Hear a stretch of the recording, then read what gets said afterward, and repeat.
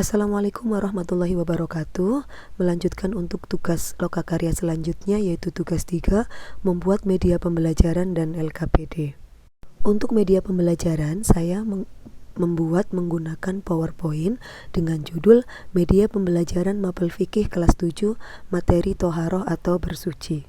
Kemudian saya menjelaskan pelajaran fikih Toharoh kelas 7 dengan poin-poin yang akan saya sampaikan, yaitu pengertian toharoh, bersuci, hadas, dan wudhu.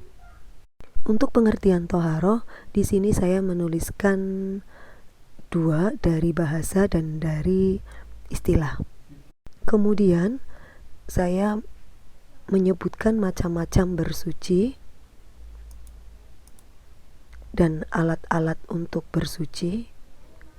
Itu ada apa saja, ada benda padat dan ada benda cair, saya jelaskan di sini. Kemudian setelah itu ada hadas. Hadas ada 2 macam, ada hadas kecil dan hadas besar. Kemudian cara bersuci dari hadas besar atau tata cara mandi junub juga saya jelaskan di sini, bagaimana kita itu melaksanakan tata cara mandi junub dengan baik dan benar.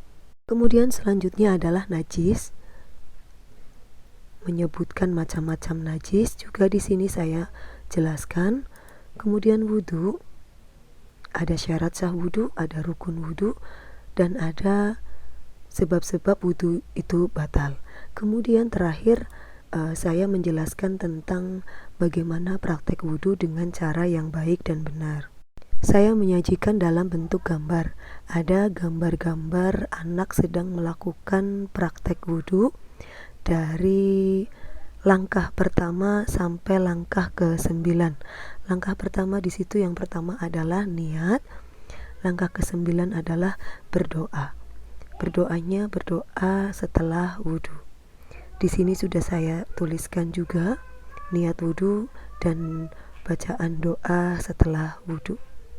Ya, terima kasih. PPT-nya hanya cukup sampai di situ. Kemudian akan saya lanjutkan ke lembar kerja peserta didik atau LKPD. Di sini untuk lembar kerja peserta didik yang pertama, aktivitas ke-1, lembar diskusi berpasangan. Kompetensi yang akan dicapai adalah menganalisis ketentuan bersuci KD3. Petunjuk belajarnya, peserta didik mengamati gambar dari praktek wudhu. Terus kemudian petunjuk belajarnya, untuk petunjuk belajarnya mengamati gambar praktek wudhu. Informasi pendukungnya mengerjakan dengan baik dan benar. Dan untuk tugas dan langkah kerjanya, mengerjakan tugas ini dengan teman sebangku. Tugasnya adalah menjodohkan gambar dan tulisan dengan menarik garis.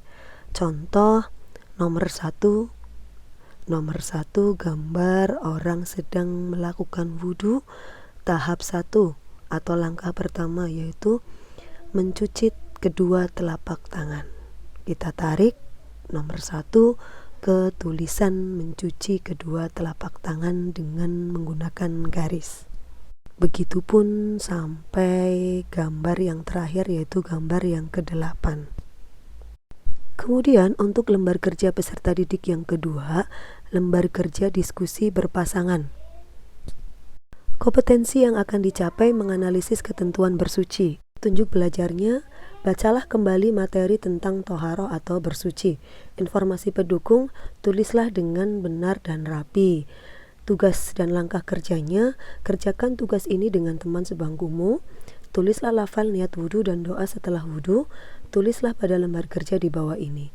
Di sini saya sudah memberikan contoh untuk lembar kerja yang akan ditulis oleh peserta didik, yang akan dikerjakan oleh peserta didik.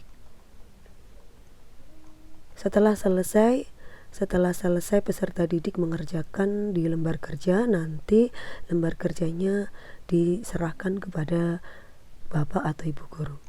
Untuk lembar kerja peserta didik yang ketiga, yaitu lembar diskusi kelompok. Kompetensi yang akan dicapai menganalisis ketentuan bersuci. Petunjuk belajar, membagi kelompok dan setiap kelompok berisi 5 anak. Informasi pendukung, tentukan salah satu teman untuk menjadi pembicara. Tugas dan langkah kerjanya: mendiskusikan pertanyaan berikut bersama teman kelompokmu, kemudian kumpulkan hasil diskusi kalian kepada bapak atau ibu guru untuk dinilai. Pertanyaannya, bagaimana berwudu pada saat proses pernikahan berlangsung karena sudah bermake up atau memakai bedak? Nah, kemudian peserta didik atau kelompok menuliskan jawabannya di lembar hasil diskusi yang sudah saya bikin ini, yang sudah disediakan. Kemudian tulis nama dan kelompoknya. Setelah itu serahkan kepada bapak atau ibu guru untuk dinilai. Mungkin hanya itu yang bisa saya jelaskan mengenai media pembelajaran dan lembar kerja peserta didik. Mohon maaf apabila banyak kata-kata yang salah atau yang kurang berkenan. Wassalamualaikum warahmatullahi wabarakatuh.